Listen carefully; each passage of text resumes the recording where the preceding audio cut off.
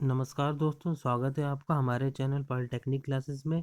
तो आज हम डिस्कस करेंगे आगे कि क्या हमारे लुब्रिकेशन होते हैं, क्या इंजन लाइफ स्टेजेस होते हैं। इन सारे टॉपिक्स को हम लोग अपने इस लेक्चर में कवर करेंगे। तो जिन लोगों ने हमारे पुराने वीडियोस नहीं देखे हैं या पुराने वीडियो जो मैंने अपलोड किए नहीं की देखे हैं, वो जाके देख लें, ताकि जो भी मेरा इंट्रोडक्शन पार्ट था एएमएसआर से रिलेटेड, ऑटोमोबाइल के मेंटेनेंस से रिलेटेड, रिपेयर से रिलेटेड, वो सारे चीज़ों को आप उसमें देख लीजिएगा और पढ़ लीजिएगा। तो चलिए स्टार्ट करते हैं हम अपना अगला सेशन, जिसमें हम पढ़ेंगे इंजन लाइफ स्टेजेस। इंजन की जो लाइफ स्टेजेस होती है वो कितने प्रकार की होती हैं, कौन कौन सी स्टेजेस के दौरान इंजन हमारा वर्क करता है। तो सबसे पहले इंजन लाइफ स्टेजेस की बात कर रहे हैं, तो ये जो स्टेजेस होती हैं इंजन की, वो हमारी 3 पीरियड में डिवाइड होती है। पहला होता है initial running in period, normal working period, और तीसरा होता है ओवरऑल पीरियड। तो ये जो 3 पीरियड होते हैं, इन पीरियड के दौरान क्या होता है, इंजन में बहुत ज़्यादा चेंजेस आते हैं। क्योंकि क्या होता है कि जब भी हमारा इंजन वर्क करता है, जब भी इंजन हमारा रन करता है, तो इसमें क्या होता है, बहुत चेंजेस होते रहते हैं, बहुत वेरिएशन होते रहते हैं। कभी इंजन में लोड बढ़ता है, कभी इंजन में लोड घटता है। तो इसके कारण इंजन में भी समस्याएं धीरे धीरे उत्पन्न होती रहती हैं। तो इन चीज़ों को रिमूव करने के लिए, ये जो समस्याएं उत्पन्न हो रही हैं, इनको ख़त्म करने के लिए हमें क्या करना पड़ता है, इंजन की मेंटेनेंस की रिक्वायरमेंट ज़रूरत होती है, ताकि इंजन हमारा मेंटेनेंस हो, उसमें चेंजेस हों, उसके बाद वो इंजन हमारा कंटिन्यूसली चलता रहना चाहिए। तो सबसे पहले हम डिस्कस करेंगे इनिशियल रनिंग इन पीरियड।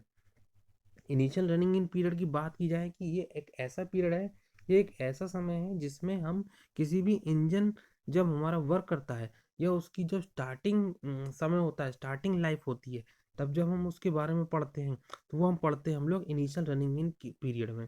इसमें हम लोग क्या करते हैं कि जब भी नया कोई इंजन बनता है, तो उसकी हम लोग जैसे टेस्टिंग करते हैं, उसके जो डिफरेंट पार्ट्स होते हैं उसको स्टडी करते हैं। तो सारी स्टडी हम लोग इसमें भी हम लोग करते हैं इनिशियल रनिंग पीरियड में। यह समय किसी भी इंजन के जीवन काल का आरंभिक समय होता है। इसमें इंजन को टेस्ट बेड पर चढ़ाकर चलाया जाता है। इंजन को विद्युत डायनोमीटर से जोड़ा जाता है। इस दौरान इंजन की बेरिंग सतह और सिलेंडर की सतह घिसती हैं। तो ये क्या होता है, इसमें क्या होता है कि जब हम लोग किसी भी व्हीकल में इंजन स्टार्ट होता है, तो जब नया इंजन हमारा लगता है, तो उसमें क्या होता है कि इंजन को टेस्ट हमारा ज़रूरी होता है। इंजन की संपूर्ण जांच बहुत ज़रूरी होती है। अगर ये संपूर्ण जांच होती रहेगी, तो इससे क्या होगा, इंजन जो होगा हमारा वो चलता रहेगा। तो इसमें हम लोग क्या करते हैं, इनिशियल रनिंग पीरियड में इंजन को एक टेस्ट बेड पे रखते हैं। टेस्ट बेड मतलब एक ऐसा बेड होता है जिसपे हम लोग क्या करते हैं कि इंजन को रख के उसकी टेस्टिंग की जाती है। ठीक है। इंजन को हम लोग डायनोमीटर से अटैच कराते हैं, और उसके बाद इंजन को हम लोग रनिंग कंडीशन पे चलाते हैं, मीन्स नो लोड कंडीशन पे इंजन को चलाते हैं। ठीक है। जिसके कारण जो भी उसकी सरफेसेस होती हैं, मान लो मूविंग सरफेस होती है, बियरिंग सरफेस होती है, या सिलेंडर सरफेस होती है, वो हमारी क्या होती है, इसमें हल्की सी घिसती है, वियर आउट होती है। ठीक है। इसमें क्या होता है, इस स्टेज में हम लोग क्या करते हैं, इंजन को 3 स्पीड पे या अलग अलग स्पीड पे चलाते हैं। जैसा मैंने लिख रखा है, इसमें इंजन को टॉप गियर 50 to 60 किलोमीटर के मध्य रखना चाहिए, दूसरे गियर में 30 to 50 के मध्य, और पहले गियर में 10 से 20 किलोमीटर के मध्य हम लोग रखते हैं। मीन्स इसमें क्या करते हैं कि इंजन जो होता है वो अलग अलग स्पीड पे चलता है, और अलग अलग स्पीड पे हम लोग क्या करते हैं, इसकी टेस्टिंग करते हैं। तो ये हमारा क्या है, हमारा इनिशियल रनिंग पीरियड। अब आगे बात की, जैसे जैसे इंजन हमारा बढ़ता रहता है आगे समय के साथ, तो उसकी जो मेंटेनेंस होती है, उसकी रिक्वायरमेंट क्या होती है, धीरे धीरे बढ़ती है। तो उसकी हम बात करेंगे नेक्स्ट, नॉर्मल वर्किंग पीरियड में। इस समय में इंजन को विभिन्न प्रकार की परिस्थितियों से गुजरना पड़ता है। यह समय किसी भी इंजन के लिए अधिक होता है। इंजन किसी भी समस्या बिना किसी समस्या के सेवाएं देता रहता है। यदि समस्या आती हैं तो इंजन मेंटेनेंस में चला जाता है। तो इस नॉर्मल वर्किंग पीरियड की बात की जाए कि ये एक ऐसा समय है जब इंजन हमारा वर्क करता रहता है। जैसे मान लीजिए हम इंजन को, जैसे मान लीजिए कोई भी व्हीकल है, बस है, ये कार है, वो अगर रनिंग कंडीशन पर है, वो हमारे व्हीकल पैसेंजर्स को लेके जा रही है, तो उसमें क्या हो रहा है, इंजन हमारा वर्क कर रहा है।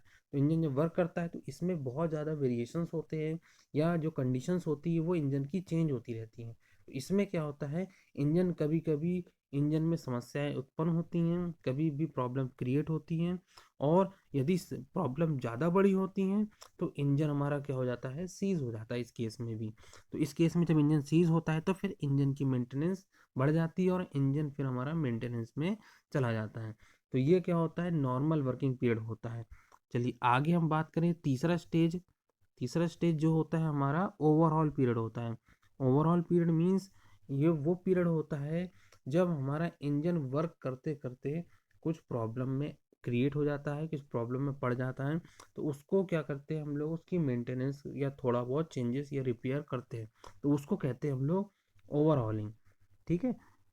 इस समय के दौरान इंजन की संपूर्ण जांच होती है, इसके बाद सामान्य परिस्थितियों में इंजन को चलाया जाता है। इस दौरान इंजन को 800 से 1000 आरपीएम पर भार रहित मीन्स नो लोड कंडीशन में कुछ घंटों के लिए चलाया जाता है। यदि इंजन के सभी भाग नो लोड कंडीशन में सही होते हैं तो इंजन को सामान्य रनिंग के लिए पास कर दिया जाता है। ठीक है। तो ये जो तीसरा पीरियड होता है, हम बात कर रहे हैं ओवरऑलिंग पीरियड। तो ओवरऑलिंग पीरियड या ओवरऑल पीरियड वो समय होता है जब इंजन की हम लोग पूरी टेस्टिंग करते हैं। ये टेस्टिंग तब होती है जब इंजन हमारा कुछ किलोमीटर चल चुका होता है या कुछ साल हमारा चल गया होता है इंजन। ठीक है। तो उसके बाद क्या होता है कि इंजन को टेस्ट करना जरूरी होता है।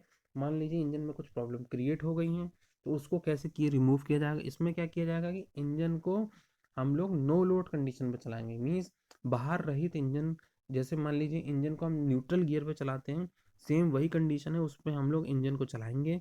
इंजन में जो भी पार्ट खराब होंगे उसकी उसी समय उसकी टेस्टिंग कर ली जाएगी।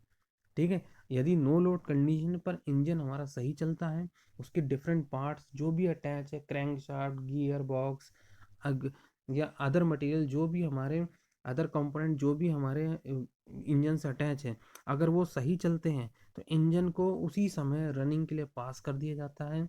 मीन्स वो हमारा नॉर्मल कंडीशन पे या नॉर्मल वर्किंग पीरियड में चला जाएगा। और उसके बाद क्या होता है, हमारा इंजन हमारा वर्किंग पीरियड में चलने लगता है। तो ये पीरियड होता है हमारा ओवरहॉलिंग पीरियड। चलिए आगे हम डिस्कस करते हैं। नेक्स्ट टॉपिक है हमारा लुब्रिकेशन चार्ट। तो लुब्रिकेशन चार्ट क्या होता है? लुब्रिकेशन मीन्स एक ऐसा कंपोनेंट, एक ऐसा ऑयल, एक ऐसा ग्रीस जिसका यूज़ करके हम लोग डिफरेंट पार्ट्स को ऑटोमोबाइल के कंटिन्यूसली चला सकते हैं। ठीक है।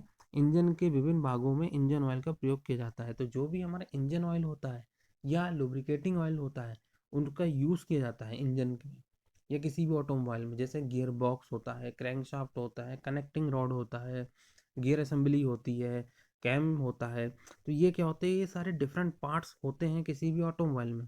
तो इन सब पार्ट्स में क्या होता है, engine oil, lubricating oil, grease का प्रयोग किया जाता है। प्रयोग इसलिए किया जाता है क्योंकि ये पार्ट हमारे कंटिन्यूसली मूव कर सके। अगर ये पार्ट हमारे कंटिन्यूसली मूव करेंगे तो इससे क्या होगा कि हमारा जो इंजन है वो हमारा कंटिन्यूसली वर्क करेगा और ऑटोमोबाइल हमारा एफिशिएंटली चलता रहेगा। तो इसमें क्या होता है, ज़्यादातर हम लुब्रिकेटिंग ऑयल का यूज़ करते हैं, जिनका प्रयोग करके हम लोग किसी भी ऑटोमोबाइल को ईजिली चला सकते हैं। इसमें इंजन ऑयल SAE 20W30 या SAE 20W40 का अधिकतर उपयोग किया जाता है। अब ये जो मैंने लिखा SAE 20W30, ऐसे ये क्या होता है, ये लुब्रिकेटिंग ऑयल का नंबर होता है। जब भी हम लुब्रिकेटिंग ऑयल को डालते हैं किसी भी कंपोनेंट में, कोई भी ग्रीस पे कोई भी लुब्रिकेटिंग ऑयल को डाला जाता है किसी भी गियर में, तो उसके लिए क्या होता है, एक लुब्रिकेटिंग नंबर डिसाइड किया जाता है। वो होता है हमारा SAE मतलब सोसाइटी ऑफ ऑटोमोबाइल इंजीनियर। ठीक है। ये होती है इसका फुल फॉर्म, ऑटोमोबाइल इंजीनियर। तो ये SAE का फुल फॉर्म होता है जिसको हम लोग किसी भी लुब्रिकेटिंग ऑयल को डिनोट करते हैं। 20W30, डब्ल्यू जो लगा होता है, डब्ल्यू होता है मीन्स विंटर सीजन के लिए।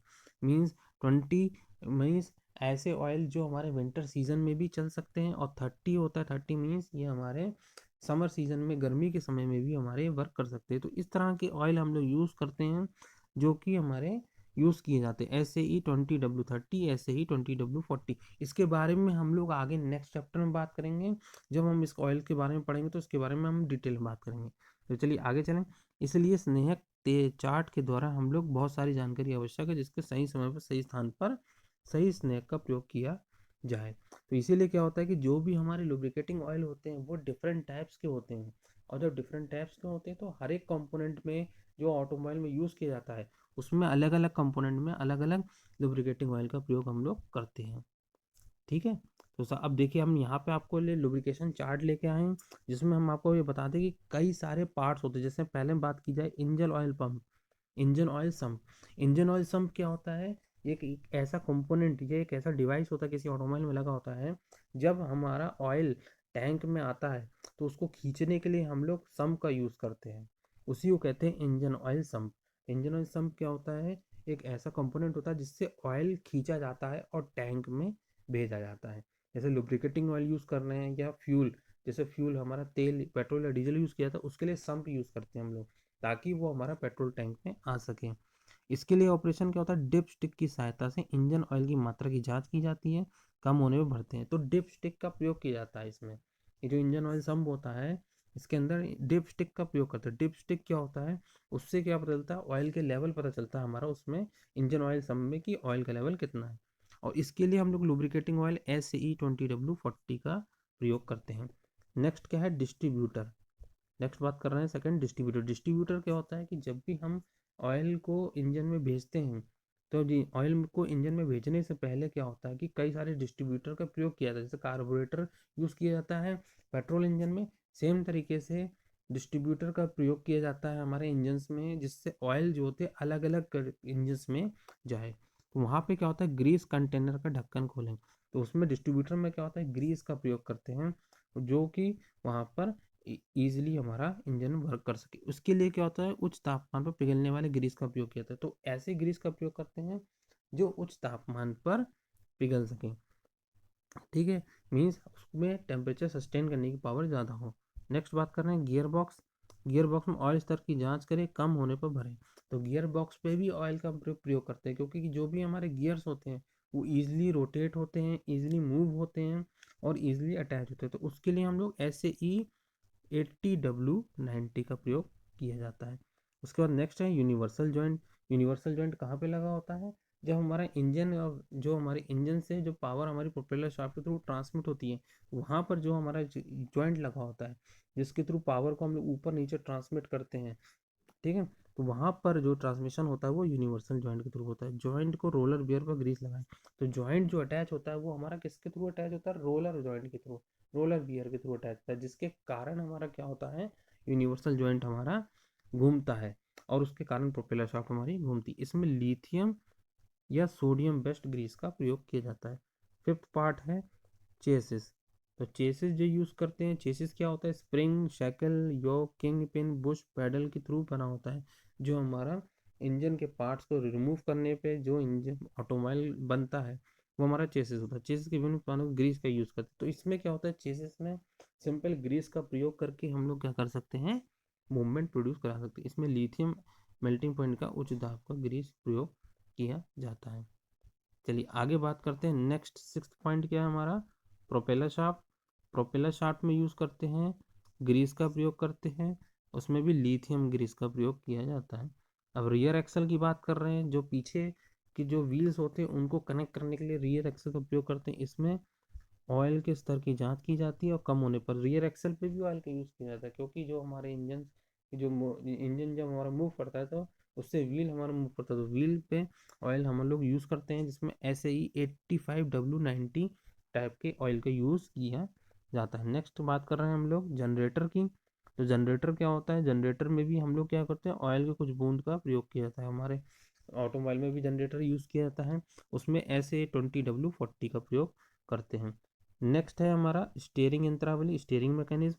जो हमारी स्टीयरिंग होती है, स्टीयरिंग रॉड होती है, स्टीयरिंग मैकेनिज्म होती है, जो हमने आपको पिछले सेमेस्टर में बताया था।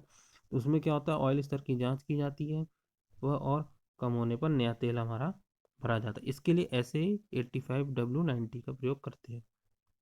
नेक्स्ट है लीफ स्प्रिंग। लीफ स्प्रिंग क्या होता है? जो स्प्रिंग हमारा किसी भी व्हीकल में जो मोशन प्रोड्यूस होता है उसको सस्पेंस करने के लिए, उसको रोकने के लिए हम लोग लीफ स्प्रिंग यूज करते हैं। इसमें क्या होता है? केरोसिन ऑयल का प्रयोग किया जाता है लीफ स्प्रिंग में, जिससे लीफ स्प्रिंग हमारी इजीली मूव कर सके और जो शॉक है उसको एब्जॉर्ब कर सके। इसमें ग्रेफाइट ग्रीस 50 का प्रयोग करते हैं। उसके बाद नेक्स्ट है क्लच डिस्क स्प्लाइन। इसमें क्या होता है कि क्लच डिस्क दबाने पर पुनः लगाने पर स्प्लाइन पर ग्रीस लगाया जाता है। तो जो क्लच डिस्क की स्प्लाइंस होती है, स्प्लाइन क्या होती है, एक ऐसा शाफ्ट, एक ऐसी रॉड जिसपे स्लॉट कटे होते हैं, स्ट्रेट लाइन में स्लॉट कटे होते हैं, उसको हम लोग कहते हैं स्प्लाइन। तो स्प्लाइन में क्या होता है कि दूसरा जो की होता है, और जो की होता है वो इसके ऊपर आके फिट होता है, इसके कारण उसमें ये मूवमेंट प्रोड्यूस होता है। इसीलिए उसमें क्या होता है कि हम लोग ग्रीस का प्रयोग करते हैं। इसमें भी लिथियम ग्रीस का प्रयोग किया जाता है। नेक्स्ट है हमारा व्हील बियरिंग। व्हील बियरिंग जो यूज़ की जाती है वो उसमें भी ग्रीस हम लोग यूज़ करते हैं, RR3 ग्रीस का प्रयोग किया जाता है। नेक्स्ट है स्टार्टिंग मोटर। स्टार्टिंग मोटर जो यूज़ किया जिससे हमारा व्हीकल हमारा स्टार्ट होता है, उसके लिए भी मोटर बियरिंग पर हम लोग ग्रीस का प्रयोग करते हैं। इसमें भी स्पेशल टाइप के ग्रीस होते हैं जो कि ग्रेफाइट ग्रीस 50 वाला प्रयोग किया जाता है। नेक्स्ट 14 है वाला है सस्पेंशन सिस्टम।